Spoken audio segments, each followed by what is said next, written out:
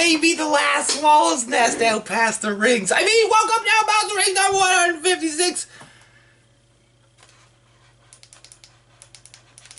Today we're talking about the Swallow's Nest EP that came out on June 12th of 2019, right before the European tour with Swallow's Nest. This tape came out right then because the split 7-inch had come out, I think, essentially like a year prior. So yeah, so it was really cool for this to be like the tour tape that we essentially took with us, as well as the band's pretty much remaining copies of the split 7-inch and the Snag Swallow's Nest split, which is also sold out. This is also sold out. So there's a couple like crowning Swallow's Nest 7-inches, and then all the Swallow's Nest stuff is done. Just talk about it now. Let's talk about it now. This is no, we have to lead into it. Yeah, it's okay. So let's just talk about the tape first, because I've already got it out. So I do believe there are a couple different cover variations in terms of what color you have. There's a bunch of different variants. So there were 75 of these made, and they were released on Dance Happy Doom Crew, which is the Swallow's Nest label. It's Lana and Jörg's label in New Zealand, and then Tim from Dingleberry Records got some copies as well, and then Zegema Beach. So there were 5 on black, white, gold, blue swirl. I guess that was a ZBR pre-order version, and then the regular ZBR version was blue, green, yellow swirl. I don't have these anymore. And then there was 15 on random swirl and 10 on white, and those were, I guess the random swirl was the European tour version that we brought with us. We brought 15 of the tapes, I guess. And then Dingleberry took the white ones, I'm guessing. And then there was the Dance Happy Doom Crew version, which was 25 on metallic blue, metallic green, and red swirl. I don't remember what any of these look like, for I have a test dip. There's nothing on here about test dips. Well, I don't know what the hell it is I have. I'm assuming it's a test dip. But I've got the swirled case for this one. I do not believe many of these things came with a swirled case. So one of the cool things here was I printed out the lyrics, just whatever, to try to make them thin so I could put it in. And I realized that it was just, I had cut it just thin enough that I could stick it and it would go in between the 2 holes, and you could still put this in the case. So, totally by accident that I kind of did this. It was not planned, but it was kind of just a solution to a problem I saw, and I was like, oh, that works. So these tapes are all marked A and also A, because it's the same thing on both sides. Yeah. If I was making a Canadian joke, I don't know why I didn't put EH. That would make way more sense. A, question mark. Oh, okay, right. So there's also the art to talk about. The art is from, what's his real name? Taltos? Taltos on Facebook and stuff does a lot of art. They did Zampler number 4, Flip 6 3-hole. They play in Teleportus, and I think they're in a band now with some of the remaining members of Sarin. I think that is correct, but you know, someone can correct me if I'm incorrect. And I had the okay. So Swallow's Nest was throwing around a lot of band names before we settled on Swallow's Nest. I think it was right before we had to play our first show. Was pretty much that we were like, we can't wait any longer. We got to come up with something. So I had sent lists and lists of band names to the group chat, essentially. And at this point, Lana was not in the band. And eventually we settled on Swallow's Nest, just because I liked the sound Swallow's Nest. And it wasn't until our last show, our final show, like the final show with me and the band while I still lived in New Zealand, because then I left New Zealand and Lana took over vocals, but there was one show where we crossed over. We were able to have both of the vocalists play. You can check that on YouTube. It's the what is it? It's the December 2017 like benefit show to like fund the release or something like that. It's a fundraiser show. I don't know, something. Blah, blah, blah. I'll just provide a link in the thing. So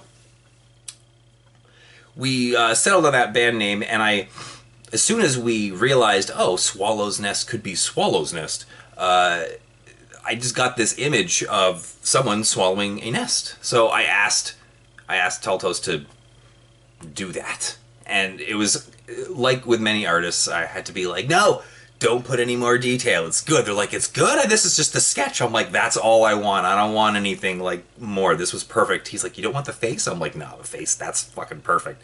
And it's almost like the bird is pooing out the name down his face and he's choking on a nest. I love it. I love it. So, I guess we should talk about the songs quickly. Oh, and speaking of, I found the book that I used. That was the, before it was the World That Summer and Miatej, and then, so these vocals, this is kind of confusing. So we recorded November 26th of 2017 in Dunedin, like the guitars and the drums and the vocals, all of Lana's vocals, and then I, in 2018, added some vocals because either I didn't finish, or some of them just sucked, or were like really low. Honestly, these 4 songs were kind of the 4 songs out of the 7 that we had recorded that were not as obvious to put on something. So, I mean, Subtle Knife for New Doors we knew was an awesome song, so we're like, that's going on the crowning split 7-inch. Like, there's no questions. That was easy. And then the other 2 songs, Apathy is an Infinite Manifestation and Dark Hams, were both on the snag split. And then, so like, these were kind of the ones where, I mean, for the most part, going through the vocals was tough, and the recordings of the instrumentals were kind of not necessarily even. So really going through and trying to pinpoint the best I could do with like the vocal takes, and then adding my vocal, some additional ones, and it seems like re-listening to it, I didn't get it every time. This was recorded, my vocals, right before the Apostles of Eris Reigning split, and therefore after the Miatej Riot Mutiny. So this was literally as I was finally figuring out, oh, I know how to do the vocals kind of the way I want to do them every time. It pretty much happened with the Apostles of Eris split. So there's stuff on here that I'm like, oh man, I nailed that. And there's other stuff on here I'm like, I did not nail that. I got hammered. So some of the song names changed over time. Karma Kramer was always Karma Kramer. Albini Forever was Albini for the longest time because Jurg and I think Matt, maybe Gabe too, said it sounded like a Steve Albini riff. It's very playful, kind of, I don't know. Anyway, that was that one, and then, what's this one actually called? Fractured Times was initially I See Death on the Horizon, and all of these songs are, I like reading the lyrics, they're not that good. It's kind of just like me sitting in band practice. With the World That Summer, I kind of like got into a flow, and I was able to kind of like write, I think, pretty good lyrics while figuring out the patterns and cadence while the band was essentially writing the material. And with the first couple songs for this, I found it pretty hard. And these 3, I think, were 3 of the 4 first songs that we did. And now I'm leaving out the Stork and the Pelican. I think I'm missing one with... Oh! Albini Forever was not always called that. My apologies. It was it had the Albini... we called it Albini in practice. And then I called it Shackle Half-Life. This is a revolutionary song. Or something. So, and then I just, like, quickly was like, this title kind of sucks. So I just went with Albini Forever because it should always be Albini. It never should have been Shackle Half-Life. So that's why the Forever was added on. So finally, Jesus Christ, getting to the Stork and the Pelican. That's about miscarriages essentially, and someone that I knew who told me the story of a miscarriage and their miscarriage, and it was very difficult. Like I couldn't. We were really lucky, and my wife and I did not have miscarriages, but we've kind of found out, as you know more friends, that like miscarriages are super common. And they're extremely difficult to go through. And again, I can't quite relate because it didn't happen to me. But like, just thinking about it it's tough. It's tough. It's got to be very difficult for the people that happens to. And this song is about me hearing that story and just like not being able to process it enough to let it go. It just kept cycling through. I couldn't sleep. Oh man, it wasn't fun. But it did turn out to be one of our best songs for sure, and was one of the best songs that we played live. The one thing I'm kind of bummed about is in this recording, you cannot really hear Jörg's just amazing bass riff that kind of closes out the song. Just so fun to play, and I think that'll be the outro. I think we'll play the live version of this second time, I guess. We played like 2 or 3 shows in a row with Hedge Fund Trader. I think it was 2, and they came back to Dunedin and played, and that's the one I'm gonna show because that show was really sick, and there was some people there who were really vibing with it. So we had played Christchurch, I think, something like that, the day prior. Anyway, so yeah. Is there anything else to say? Oh, that's what I was going to say from the beginning, and I pushed it back until now. These are not the last Swallow's Nest songs. After I left New Zealand, the band wrote 2, maybe 3 more songs, and they recorded them. I haven't heard them yet, but they're recorded. They're on, I believe, Nick's computer somewhere, so it's just a matter of getting them and then fixing them up. It's been 6 to 8 months already, so we'll see if that materializes anytime soon. But I mean, like, I certainly would like to put them out there, and I'll probably just put them out on a discography cassette because 2 of the other 3 Swallow's Nest releases are also sold out. Now, the 2 or 3 songs that end up on this were perhaps originally slated for an Orbit Cinta Benjamin split, because when we were on tour in Europe, that was actually discussed.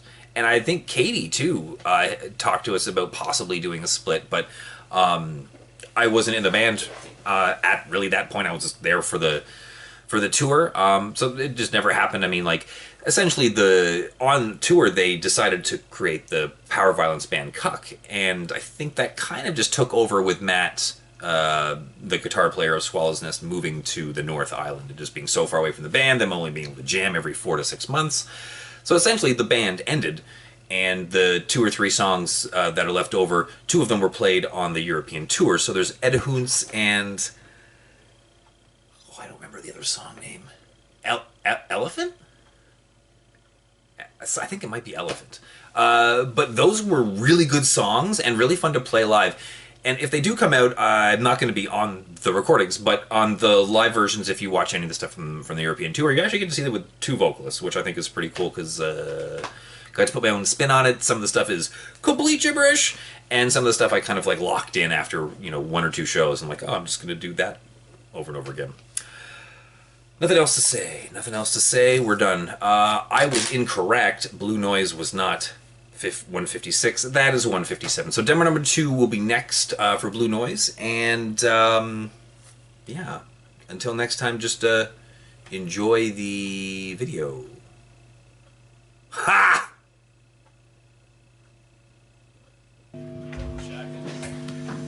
Thanks a lot, we're Sparrow's Nest. Swallow's Nest. Aliens Cave.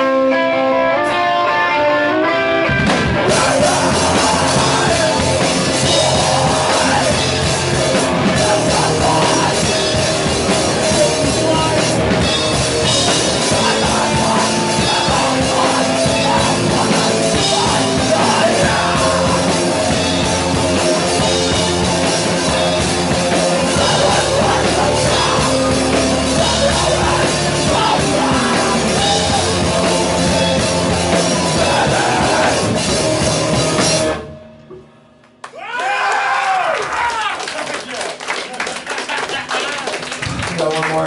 Amazing. Send to attack.